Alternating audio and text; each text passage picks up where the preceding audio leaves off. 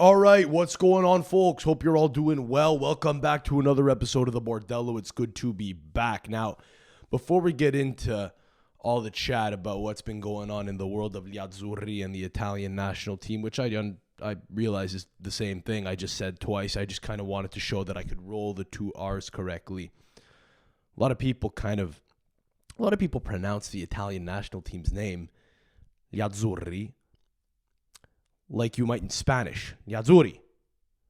Two R's. Gli Azzurri. Now, this is just a lesson for the people at IFTV. That's all this is. I understand what they're trying to do. They're trying to roll the R's a little bit. They say, gli Azzurri. What are we gonna do about gli Azzurri? Well, it's gli Azzurri. Gli Azzurri. You gotta roll the two R's. Now, again, I don't want to be that annoying cunt who kind of tells people how to speak correctly. I just think that it's fun to do that because I think, me pointing out the incoherence in how they pronounce it is something that might annoy them.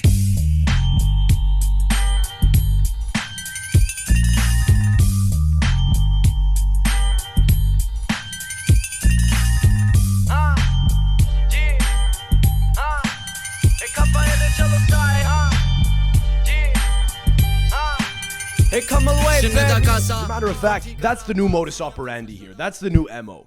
Is we're going to just try to ruffle feathers as much as we can and go after every other WAP in North America that does any kind of content that's vaguely in any way related to Italian people, Italian football, Italian culture, or anything. I need to now, because nothing's working. I think it's clear to say, it's clear to see, I should say. And maybe that's the reason why nothing's working, is because it's just a guy rambling, not even able to put together two fucking sentences without screwing up in some way. But, clearly nothing's working. Clearly there are other shows that cater to people that really, I don't even know what they want. I guess they just want to feel good about Manigot. They want to feel good about fucking, how to make cannoli or whatever. Talking about the best time of the year to pick tomatoes. I guess that's what people want to hear instead of a guy who's just brain dumping about all the things in the world that he's perturbed by. So, it could be that this is a little less palatable. It could be that when I decide to talk about Italian stuff, what's going on in Italy, and trying to kind of break down the culture for you guys, it could be that it's just too intense. It's too much. Let's talk about tomato picking and about the best way to jar conserva in the fall. Is that what people want? Is that what people would prefer? Would you prefer that I get like an old Italian uncle here who talks about Antonio Cassano all the time? Maybe we'll do that. Maybe I'll just have an old guy. Maybe I'll get an old fuck from the East End of Montreal to come by and just bounce ideas off of him. But I got to make sure he kind of dials it in, because that off camera he's going to be saying racist shit about Arabs and so on. And how he doesn't really think the Italian national team should have too many black players. Or if he does think that now, it's certainly a stance that's been lightened over the past 25 years. But, maybe let's not get him to say what's really on his mind. Let's get him to just dial into a very specific thing, which is say something, I don't know, say something like, the best player that we have, bro, is this guy that nobody agrees with, but it's controversial. So that's the angle. Maybe that's what we have to do. Maybe we just need to get a guy, an old fuck from the neighborhood, to stand around me and say, the refs, they always go for this team instead of that team. Maybe that's what's wrong with this show. I don't know. I'm trying a different thing now, which is I've decided to, if nothing else, again, before we get into talking about gli Azzurri, pronounced correctly, gli Azzurri, let's take a moment to acknowledge the aesthetic here that we're working with. This is beautiful. This, by the way, is, I'm on fire right off the bat. I don't know why we're taking breaks here from the pod. We were in Vegas for Skankfest, and we brought the mics down. Didn't even wind up recording once because I didn't have the fucking balls to approach another comic I respected to be like, "Hello, sir. Can we record a podcast together?" So here we are. And also in the back of my mind, I'm thinking, hey, well, we could do that, and we could do something, that's more along the lines of what I might like to do occasionally, which is sit down with another comic and just have fun. But that's not what sells tickets. To be honest, nothing sells tickets here. But if anything's going to sell tickets for me, I've got to just keep appealing to the really cynical wops that are paying attention and just try to work that angle. That's my angle for now, and it will be for a long time. And I've decided that, you know what, if nothing else, we're not trying to appease we're not trying to appease Big Wop. We're not trying to appease Big Italian America. We're not trying to appease growing up Italian. Fuck it. I'm sure they're good people. I don't want to crap on anyone's respective hustle. I understand that it's for a group of people that exists out there. It's probably not for the group of people that I want to generally target, even though a lot of the people that might watch this have probably already tuned out because we're several minutes in. We haven't talked about the game once. And they're like, who the hell is this guy? Why is he wearing fucking aviator what are these? Cycling sunglasses? It's a lot for people. It's overwhelming. People don't get it. I understand that. Paola, my girlfriend, is looking at the camera right now. Get out of the shot, please. It's beautiful. It looks like a bordello. Don't even bother trying to move the camera. I've established a perfect shot here. It's a nice balance of like an olive tree. We're kind of like outside in an olive, in an olive field right now, but it's kind of like Roman Bordello style brothel with the lampshade, and I'm not really sure what it is, but I like the aesthetic vibe. What was I saying? Christ, I understand that I'm losing people before we even start this because we haven't talked about Italian football at all. But I've decided that this is how I want to be going forward. We're just making enemies with absolutely everyone until we get enough attention that they have no choice but to have me on. And then they realize that, I'm a good guy who will shake their hand and bring them pastries. I'm not a complete dog. Yeah, I'll talk shit about what it is you do, I guess. I'll kind of poo-poo your operation and the way that you do things and kind of not so quietly say that I think I'm better than anyone else that is doing this specific thing in this specific niche. But then, then we'll kind of find common ground as is normal. And they'll realize that it's just it's an overplaying of the hand. It's an overplaying of the personality. It's an overplaying of everything. It's on steroids to be engaging because that's the only thing I've got. I can't just sit down and talk about tactics. I can't. It doesn't fucking work. I've got to try to at least just go a little bit nuts so that if anyone does discover this, they say, at least this guy is talking like he's behind a paywall, but there's no paywall. It's free. I like the aesthetic off the bat. I would enjoy maybe a tassel from this lampshade, but we're trying to curate more of a bordello style aesthetic going forward as long as we're going to be recording solo here at the condo. I think we should probably try to make it look more like a brothel. Farhad of Turin Giants, one of the my favorite Juventus English language podcast, which I regularly feature on as the crazy Juve fan. They kind of bring me on as the crazy uncle, I guess, kind of the crazy uncle I was referring to before. That's me on that show once in a while. I make a quarterly appearance on that show.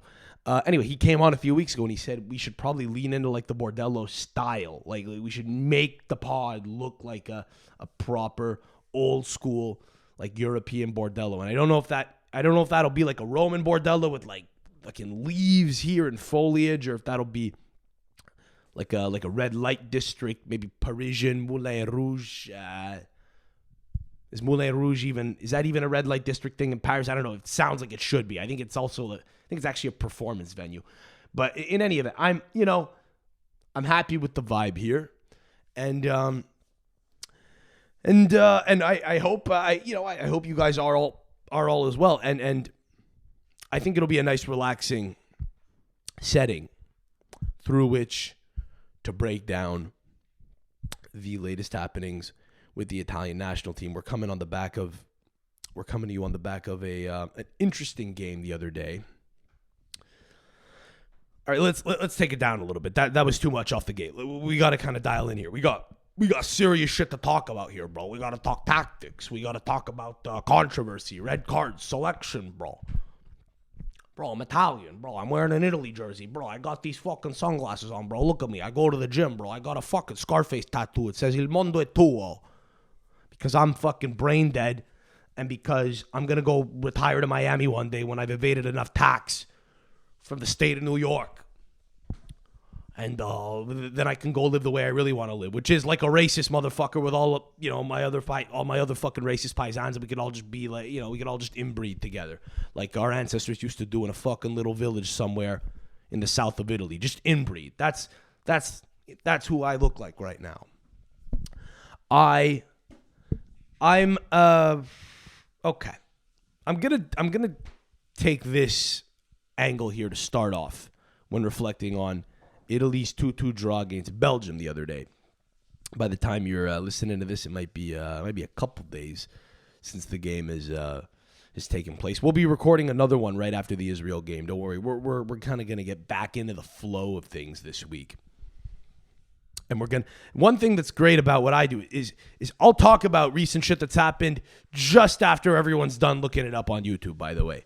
Like just after everyone who's looking up Italy-Belgium results is going to be they're going to move on to, Italy-Israel. This pod will be a hot 36-hour, right in the prime of where it should be, when it should be getting the most listeners. That's where this pod will be. We're just bringing things to you a little later than we should. Just always behind the A-ball by a fucking day.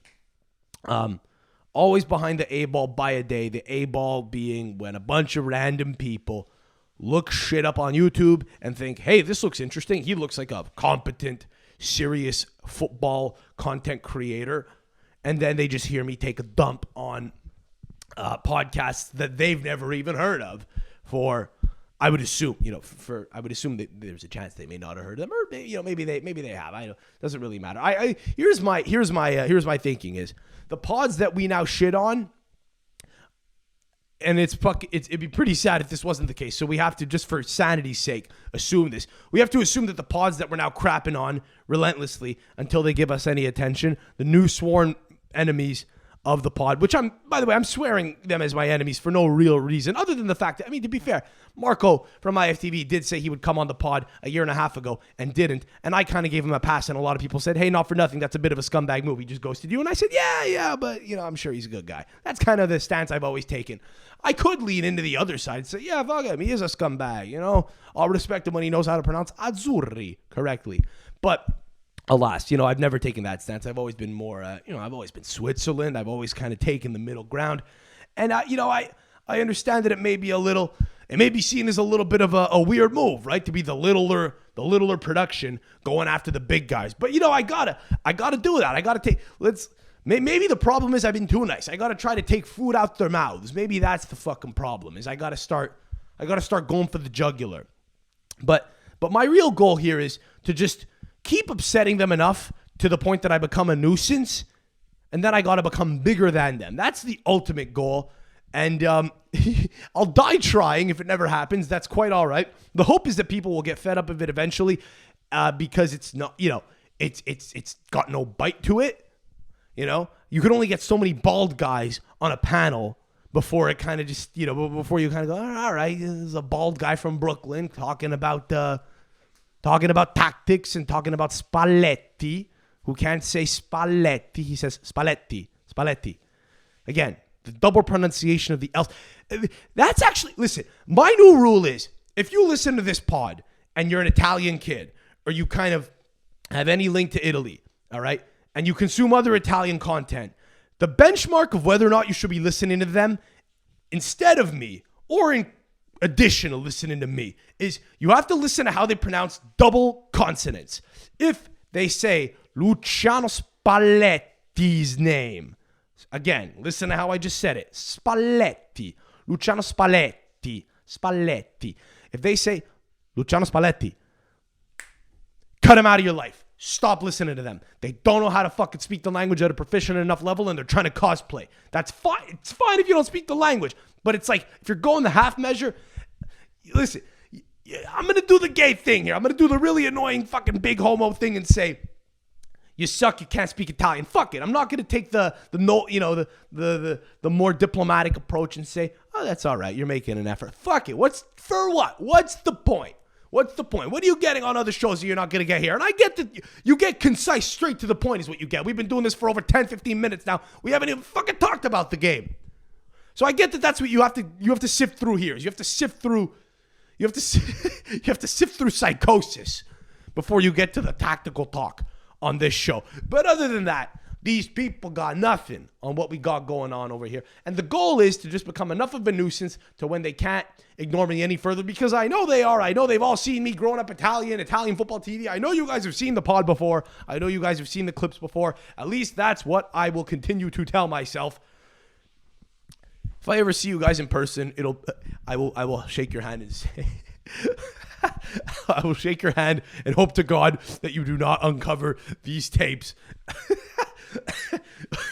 where I crap on your operation and come to the conclusion that I'm a two-faced, fake motherfucker. It's all an act. It's all an act, I tell you. It's all an act. I'm just frustrated that nothing's working. Please love me. Please love me, bigger content creators. Okay, look.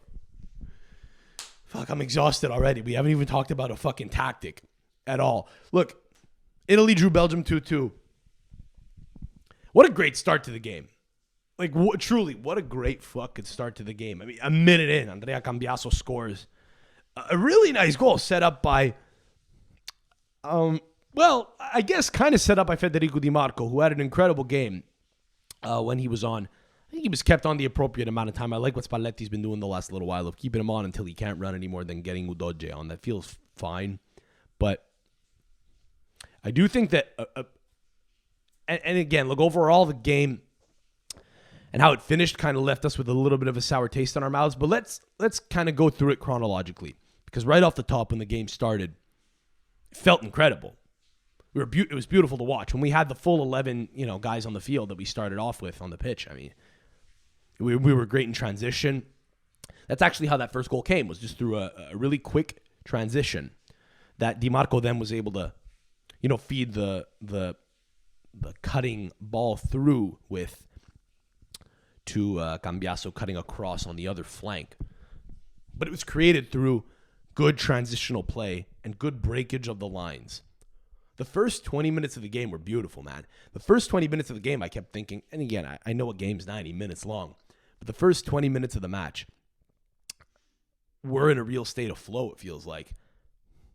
And it's refreshing for a couple reasons. One, well, because there are some new faces involved that Spalletti's kind of successfully implemented into the team. Then there's a couple of old guys, there's a couple of guys who have been around a little while who we've maybe not been sure of, who you've wanted to sort of, grow in confidence and sort of have to nurture back to health almost. So I'm talking about Di Lorenzo, and I'm talking about Lorenzo Pellegrini. I would even argue, I'm talking a little bit about like Matteo Retegui, a guy who I think is kind of impressed for the entire time he's been in the national team setup. But there was maybe a little bit of a moment during the Euro where people were a little unsure what his role would be and if he was even going to keep getting called up going forward. At least I had that thought. I thought he would continue to get called up and probably should, but I had a real doubt in my mind that it might kind of work out like we'd hoped. I guess because he had an okay season, at Genoa. His first season in Italy had gone all right. But then he didn't score in the Euro. Now, again, he didn't play every minute of every game, but just give you an example of a guy who maybe was a little bit on the fence, who Spalletti decided to, stick with throughout, the transitional process. And I'm glad he has, because, I mean, since Matteo Retegui moved to Atalanta, it's been unbelievable. He's looked really confident. He's looked like the guy. And he's not the most technically adept player, but positionally he knows exactly where to be. He holds up pretty well. He comes back to win the ball where necessary, and he's got a lot of drive going forward in the box. Like, he's one guy in particular who I really nothing bad to say about. The other two, not so much, on balance. I'm talking about Pellegrini and Di Lorenzo. But the start of the game, you're kind of hoping that, the guys that you're not really sure about, that are kind of on the fence, that he keeps giving hope to, or that, he keeps giving chances to, that Spalletti keeps giving chances to, you're kind of hoping are going to step up and, be nurtured back to full confidence.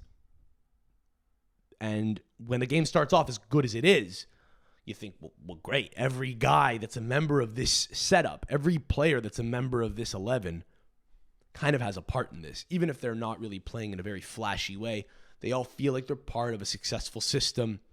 And so this is great. We're up, 2-0 fairly quickly, and we're looking great. Like, just the way we're able to break the lines is actually something to behold here. It was the complete opposite of what we saw in the Switzerland game at the end of the Euro, which knocked us out. And we have to keep coming back to that game because it was so bad.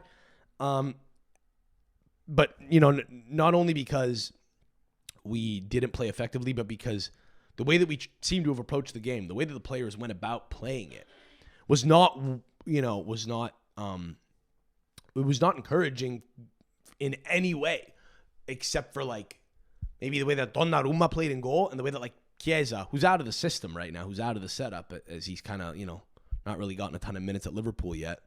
I guess it remains to be seen whether he'll even get, reintroduced to the system. I suspect he might. But we'll talk about the tactics and the formation in a moment here. Let's put that aside.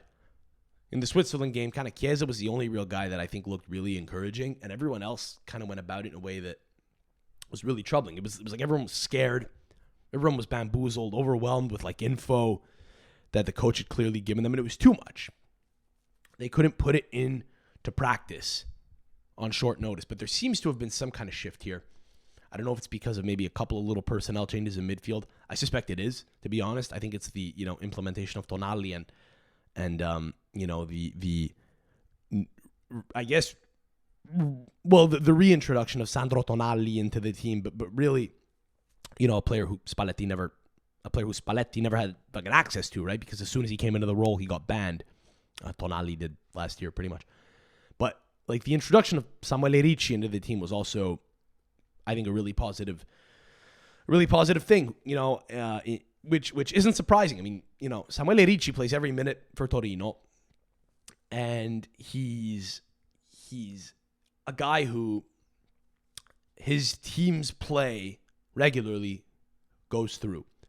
So that's a guy who you probably want to get into the Italian national setup, just based on the fact that he wants the ball and he wants to play forward. Because if he doesn't, if he's not the guy who kind of dictates play at Torino or dictates the pacing of his midfield, then the entire system won't work.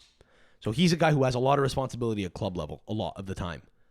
So it's very important that I think you have guys like that, like the biggest protagonist in a respective team, play in the Italian national team. Conversely, a guy like, Brian Cristante, who was tried out a lot in midfield during the Euro, is a guy who offers something, but it's not, it's not what Ricci offers in terms of availability, to receive the pass, pivot, and dictate tempo.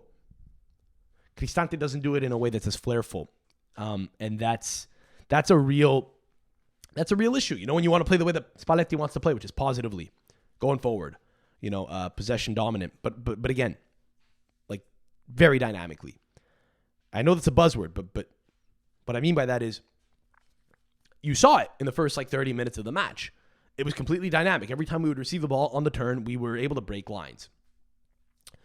Now, there were a couple of ways we were able to do it. We were able to make incisive passes that, cut through the pitch from wing to wing. Di Marco in particular. I mean, on the two goals, Di Marco found Cambiaso, who made a correct run, made the cutting, incisive run, kind of diagonally 45 degrees toward goal, and Di Marco found him. So that's one way to break the lines. Another way was just through running. You beat a guy, maybe, you beat one man, and now you have a little bit of space to play into. That was another way. But then another thing that happened a couple times was even long balls, I found, were, breaking the lines. So overall, it looked incredibly positive. It looked seriously perfect. It was a thing to get really excited about. We're We're dominating a really competent side, Belgium, after having already beaten France and Israel last month. Then it all goes to shit. Now look, the game doesn't go to shit if Pellegrini doesn't get that red card, obviously. And I got to say, I'd argue we might even, I guess we'll never know, right? But if Pellegrini doesn't get that red card, there's a chance we still win that game if Belgium don't score on the fucking, the exact ensuing play on the ensuing free kick of that red card, which then kind of puts us on our heels immediately. Then at that point, we're just trying to get to halftime, right? Like 5 minutes feels like 20, and we're like, fuck, we got to right the ship here. We have to just kind of calm down and, just get to halftime so we can get the team talk. Like, as soon as that goal goes in, the momentum changes. If you take it into halftime, you're still up by 2 goals. Then you can kind of shore it up and say, all right, it's time to play, all'italiana, absorb the pressure, because no tactical changes were made. Since Pellegrini was kind of playing in like a more advanced role, he was allowed to be, sent off without having to make a tactical swap. We were just going to isolate Retegui on his own, and everyone else kind of shores up, the pressure. Had we been up 2-0 at halftime, it would have been fine. Like, that would have been okay. It wouldn't have been an issue at all. The issue, right, is that right after the fucking red card, Belgium score. And by the way, it was an astonishing goal. It was just beautifully worked. There was very little that could have been done. Truly. Just a great set piece. Really well executed. Sometimes you got to tip your hat and say, well, that's a nice fucking goal. Holy fuck, where did that come from?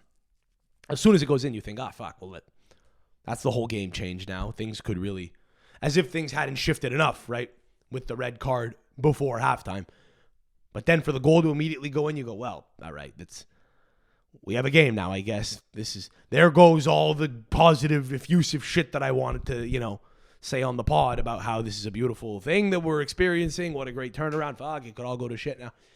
But at the same time, you also have to look at the goal and say, it was just a beautiful goal. I mean, if you like football and you see a goal that's, pulled off like that, it's satisfying. Even the way it hit the net, just the sound it made, like a bottom low corner, beautifully slotted. There's little you could do in that, in that case. The one thing I will say is about Lorenzo Pellegrini in particular. Everyone's going to be calling for him to no longer get selected to the Italian national team on the back of, this result and the fact that he got a red card. I agree. I'm not trying to take the easy route here and say he got a red card. He made a bad decision. He's not, he cost us the game. He's not fit to wear the shirt. That's not the angle I'm taking here. For a little while, I found it to be a little weird how we keep trying to include him in the team. I've not understood what he offers for a little while now. I get that technically he's not bad.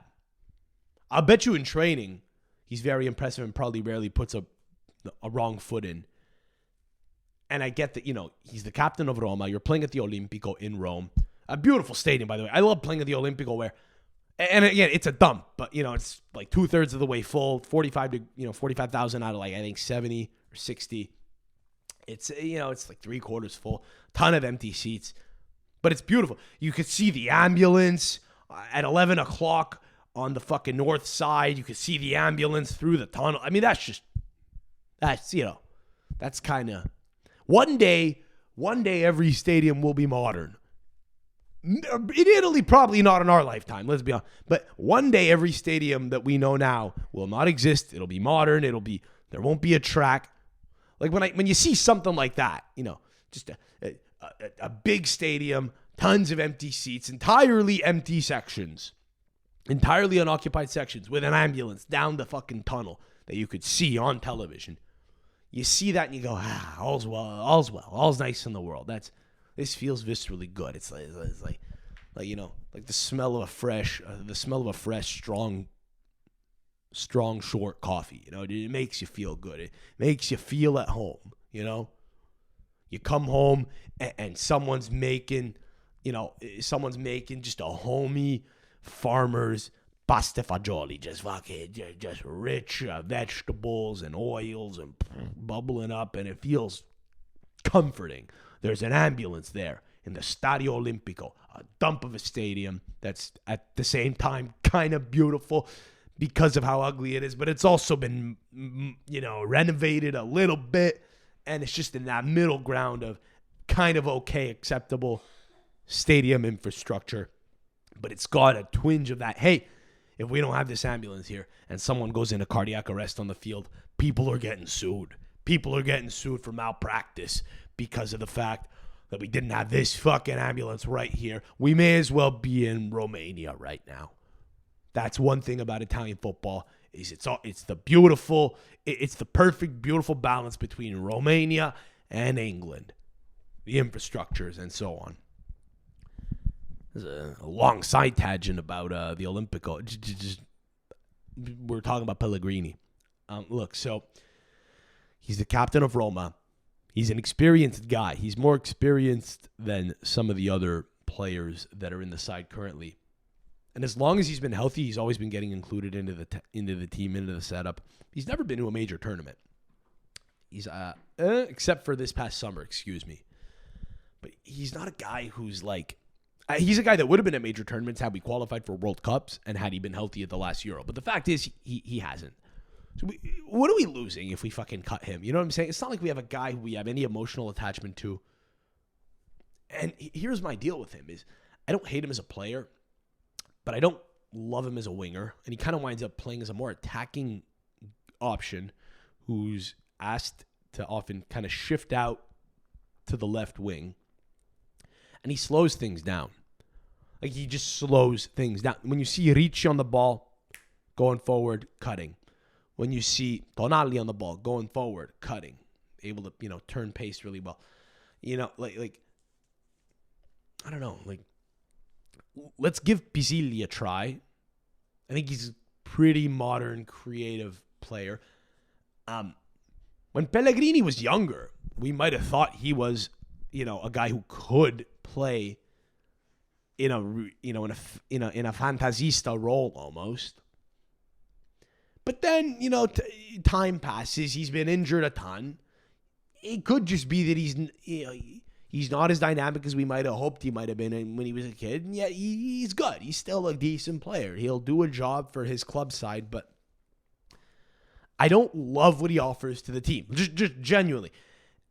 Before he got sent off, I kept kind of trying to watch how we were moving off the ball. Because off the ball, you'll see positionally where the player's supposed to be. And I was trying to gauge exactly what Spalletti wanted to do. Because, Spalletti's a guy who likes a 4-2-3-1, sort of. Which is, I actually think, in a way, what the system kind of is. Even though on paper, it's listed as a 3-5-2 or a 3-5-1-1. With Pellegrini being up top with Retegui on paper, with, Pellegrini kind of playing off of Retegui. Retegui's clearly leading the line, and he's doing it well. But if you actually look at the personnel, and this is, I think, why Giovanni Di Lorenzo keeps getting played, by the way. You might say that he's getting played out of position. I don't know that that's the case. On paper, you think that Di Lorenzo's playing as like a, right-sided right center back, which is kind of like as central as you would really want him, because even at that, when he has to tuck in, he's just not as good, I guess, as when his back is to the touchline where he's used to playing. And even at that, he had a horrible Euro, kind of playing in both roles. But, you consider Giovanni Di Lorenzo playing at right back, Ricardo Calafiori kind of playing as a left-sided center back, and then, Federico Di Marco playing out wide as a left wing back, kind of tucks in to play off of Calafiori, to where we're kind of now running with a back four, okay? Di Lorenzo out right, Di Marco out left, Calafiori and Bastoni in the middle. And then, Ricci and Tonali are the two pivots. And then it's kind of a fluid thing where Cambiaso kind of plays a little further up, not unlike a right winger might, although with more defensive responsibility. Pellegrini then kind of shifts out to the left, and then Fratesi's kind of the guy that plays, in a bit of a fluid role where he operates a lot of different space, and he does shift a little bit more out right, but he kind of, in this system kind of also plays a little bit ahead of the other two guys, and that he's the one who kind of leads presses. So it's sort of a Spalletti classic 4-2-3-1 in some weird roundabout fluid way. So Pellegrini then has to operate a little bit, he has to operate in the left-handed space. He's not a guy you really want to play in that creative of a role, in my opinion. And then also, there's the fact that he's kind of a midfielder by trade. Like, he's an advanced midfielder more than he's a pivot. But he's still a midfielder by trade. So he comes back to get the ball a lot. And that's actually what happened on the red card. Is he kind of dropped. For some reason, he was the one that was, showing for the ball. And a bad pass by Bastoni was given. And then, Pellegrini's forced to go to ground. And when he goes to ground, it's a horrible decision. He sometimes makes actually dumb call. Like, he makes the wrong decision, I think, when going in on the tackle sometimes. I've seen it on a handful of occasions. I don't love that. Another reason why you maybe don't call him up anymore, because what's the fucking point? He's not on your payroll. You know what I'm saying? He doesn't have a contract at Roma, and this is Roma. And we have to keep playing this guy because he's an option we have, and we'll integrate him into a system. We could build this over a longer term. No, it's just, you could pick any Italian player. Just don't pick him anymore. You don't have to keep picking him. You're not married to this guy, Pick someone that'll give you what you need on shorter notice,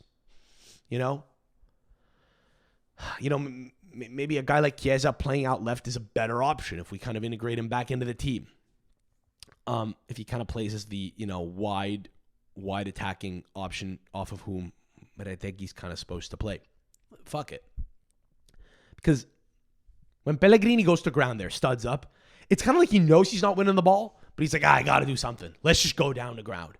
I've been in that position before as a footballer, and I'm a stupid footballer. Like, I make dumb decisions a lot of the time. Like, I'll literally go to ground because it feels good. I'm like, I'm not going to win this, or I lost the ball. I fucked up. Let me go to ground. So at least, it at least looks like I'm going for it. Now, I get away with that shit all the time because there's no fucking VAR when I play. But it's the wrong call. I'm taking people's ankles out all the time. You can't do that in modern football. It's almost like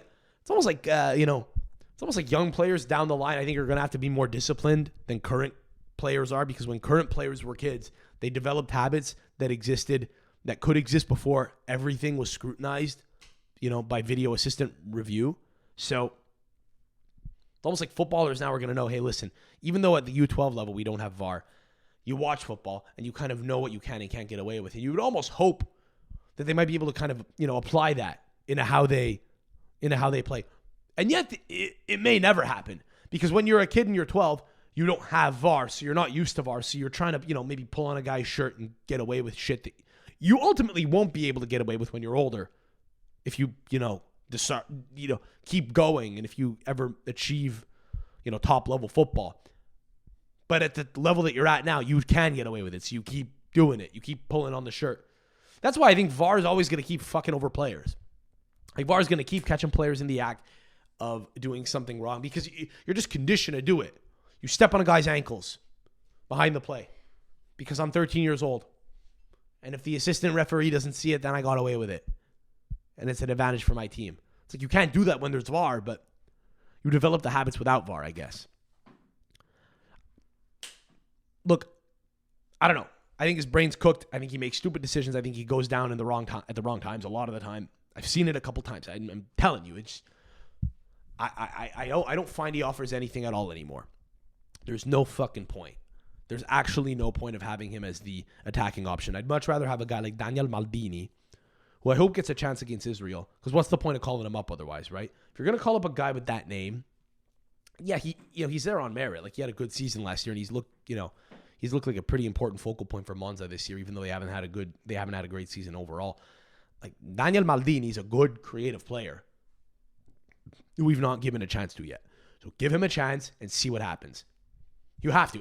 Again, if you're going to call up a guy with the name Maldini, whose grandfather coached the Italian national team and whose father's fucking Paolo Maldini, you have to give him a shot. What's the point of bringing him into this. What's the point of bringing him into the team otherwise, right? Because then it's kind of like a looming thing. Are we going to give, Maldini's kid a fucking break? Just give him a chance. There's no point of calling him up otherwise. And let him, make the most of it or fuck it up. I suspect he'll probably be relatively competent. And I think, I do think that the name probably will carry him over the line a little bit here. I think a big team signs him in a year. And I think, his entire career is determined by the next 12 months. If he comes in against Israel in a couple days and looks good, maybe sets up a goal, scores a goal, then I think he's a mainstay in the team. His confidence grows at Monza. He continues to be a starter for them. And then I think in January or in the summer, he's gone to a bigger team that's going to implement him into the entire system. I don't think that's like Juve. I don't know if that's Inter, but it's probably a bigger team than Monza. Hell, it may even be, it could even be a Premier League team. They could be tricked into it. If he has a really good season, if he continues to put up a few numbers that, catches the eye of, I don't know, like a team with Premier League money, who's going to be looking at him just because they go, he's Paolo Maldini's kid, yeah.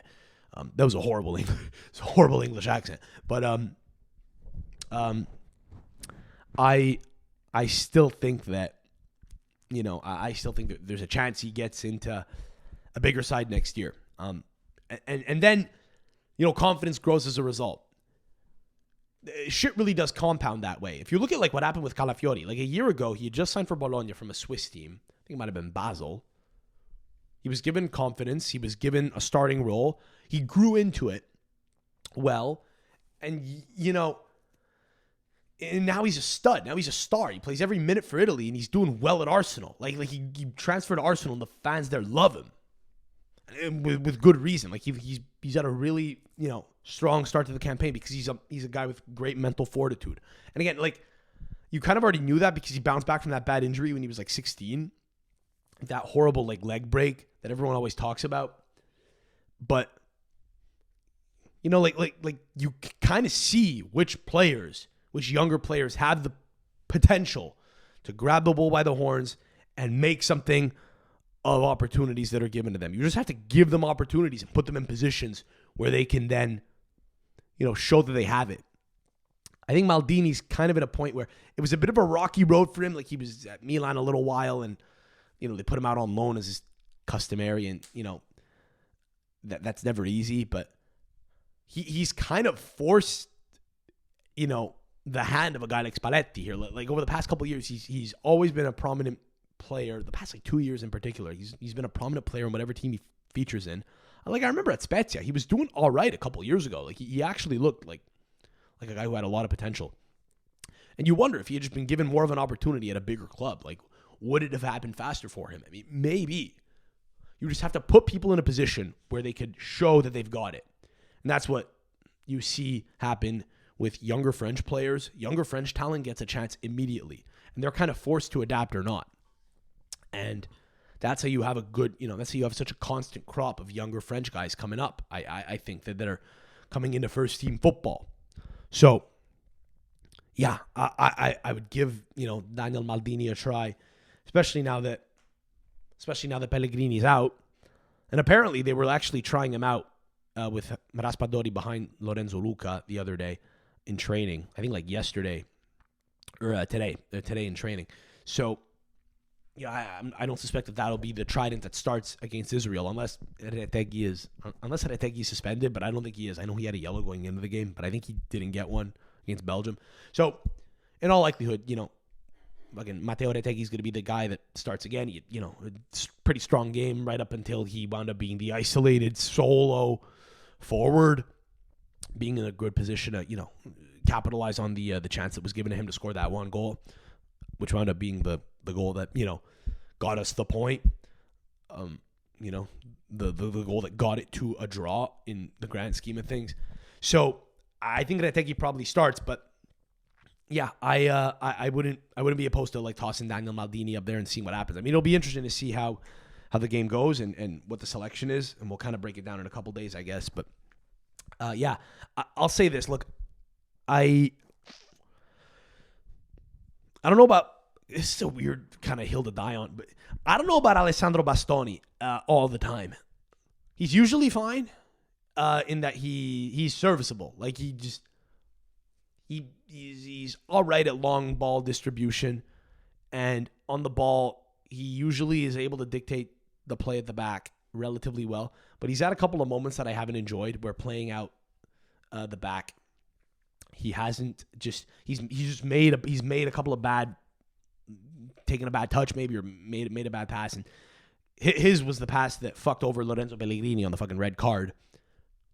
I remember against Albania, I think he kind of had that in the Euro. I think he kind of had that lapse in judgment right off the top, which again, look, it can happen, but there's something about him that just doesn't quite feel as like inevitable. I understand why he gets played in every game. It's because he plays big minutes for Inter, and he's a more established guy, so there's a bit more of a leeway there. Like if Caleb Okoli comes into the team, you understand that who I don't dislike, and I actually think might not be a horrible shot, although he does play in a back four system currently at Leicester. I think that maybe it makes sense why another center back wouldn't have as much of a long leash as Bastoni. Bastoni has like a longer pedigree, I guess. But it's just a couple times, man, I find he's had to depend. I've noticed this with him. He has to often depend on, and I don't know if this is a good thing or not. I'm actually not sure about this, but he often has to depend on like the offensive foul committed on him to shore up pressure. So he's under pressure. He invites the attacker to kind of lean on him, and then he falls over. Now, the reason I'm not sure if that's a good or a bad thing is because Sergio Ramos, who's like one of the best defenders of his generation, if not the best, used to do that all the time. And it was a real cunt move. And it was very effective. Like Alessandro Bastoni might be a really good cunt of a defender. Like he could just be best as a cunt. Do you understand what I'm saying? Like it's everything about him, okay? It's the buck teeth, it's the weird mullet that he's got now, like that gives him cunt points. But it's also the fact that every time a forward leans on him, he goes down and kind of picks up the ball with his hand, because he's kind of implying that this is inevitably going to be a foul. Like you get cunt points for that too. It does upset the opposition. He's a bigger guy, is able to, aerially dominate. That's also a big cunt, infuriating point on the board for him. So he does have all those things going for him, but there is something pleasant about like the effortlessness of a guy like Calafiori kind of being a little bit more of a pleasant cunt. You have to be a cunt if you're a defender in some way. But Calafiori kind of will, go in on a challenge, and then he'll run back without looking at the ref, assuming that he won't get a yellow card. His hair's flowing in the wind. There's something a little more subdued about it. It's not as in your face. When Bastoni gets in the ref's face, he's really fucking appealing to him. It's the look about him, the buck teeth. He just looks like a real piece of shit. You want to punch him more. Calafiori's more like, all right. It's just hot guy privilege is what it is. Because Calafiori's a better looking guy than Bastoni. Bastoni's so ugly. Like if you're a woman, you'll fuck him because he's a fucking, he's a footballer who's loaded, who plays for the Italian national team. Christ, anyone will fuck him. That's fine. He's a tall guy. He gets points for all that. But he's got like a fat guy kind of build. Even though he has abs, he's got like a fat guy build. You could see him kind of having a bit of a stomach when he gets older. He's got the weird hunch. He's just, he's so ugly that you might find him hot. He's like ugly hot. Calafiori's just a beautiful guy. He's got the longer hair. He's got the earrings. He's got the softer set eyes.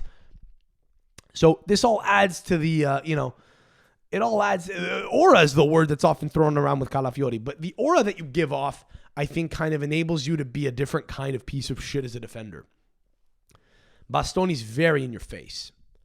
And then when he fucks up or makes a bad pass, it just kind of stands out to me. I don't know why that is. It could be a fallacy. I'm trying to get over it, because I know that overall he's a relatively serviceable, dependable defender who's good on the tackle. Positionally, he's usually in the right spot. I just haven't found him to be quite as cutting as some of the other guys that came before him in the previous generation who were around for like the entirety of their career pretty much in the Italian national team setup, which I think is what's hoped of for Bastoni. But like, I don't know if he has what's required to become like a Bonucci or Chiellini-esque kind of, assured figure in defense. Time will still tell. The verdict's kind of out a little bit on him.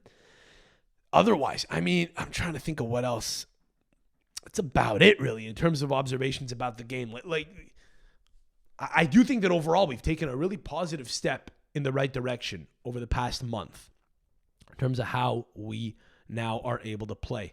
That all goes out the window after the red card in this game. It really is a game of two halves just because of the fact that the game is totally shifted on its head for the second half.